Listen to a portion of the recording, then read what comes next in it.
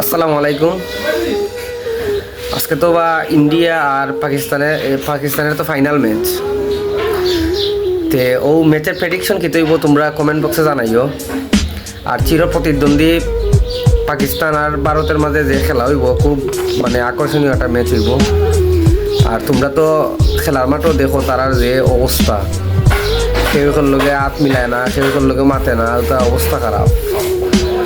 আসলে প্রতিপক্ষ তারা ঠিক আছে, প্রতিপক্ষর মতো থাকতে ঠিক আছে, একটু বেশি খেলি একে তারা, আসলে যেটা উচিত নয়।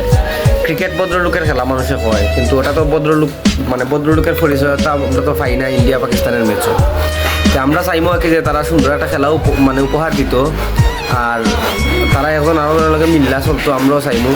তোমরা যে হাত মিলাইতাই না, তোমরা যে ইয়েও করতাই না, তাইলে খেলার দরকার কিটা, খেলা বর্জন করিলাও। ক্রিকেট ভদ্রলোকের খেলা, ও খেলারে তোমরা নষ্ট করো না, তোমরা সুন্দর মতো খেলো।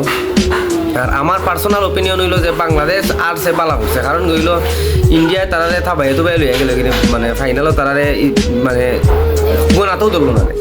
কিন্তু পাকিস্তানের লগে যেহেতু তারার ম্যাচ, তারার ভিতরে একটা অন্যরকম অনেক কিছু কাজ করবো, আর তারাও একটু প্রেশারও থাকবো। কিন্তু বাংলাদেশ হলে তারা কোনো প্রেশার ক্রিয়েট করলো না, ইজিলি জিতিল।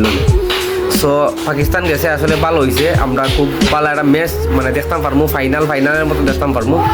আর আমরা আর্জেন্টিনা আর ব্রাজিল যে দিলাম প্রতিপক্ষ দুইটা দল হিসাবে আমরা খেলা দেখি বা একটা আকর্ষণ থাকে আমরা খেলার প্রতি। সেম ভারত আর পাকিস্তানের মাঝে খেলা থাকলে সেম একটা অবস্থা থাকে। তারা আমি শুরুতে দেখতে এরাম যে তারা চির প্রতিদ্বন্দ্বী দুইটা টিম। আসলে তোমরা জানাইবা কমেন্টও যে জিততে পারে খে বা জিতবো খে, তোমরা প্রেডিকশন দিও আর আজকের খেলা উপভোগ করো। আর আমার পার্সোনালি কথা কইলো, আমি কইলাম আর কি যে ভারত জিতিলি তো পারে, কারণ লাস্ট যে পারফরমেন্সগুলো ভারতের খুব ভালো, এবং যেটা কোনো আসরও কিন্তু পাকিস্তানে পাত্তা হয় না ভারতের লোক। সো আমি চাইমু পাকিস্তান জিততে পারতো না, তারপরেও তোমরা খেয়ে কোন দল সাপোর্ট করো বা খেয়ে কোন দল চাও জিততো জানাইও কমেন্ট বক্স।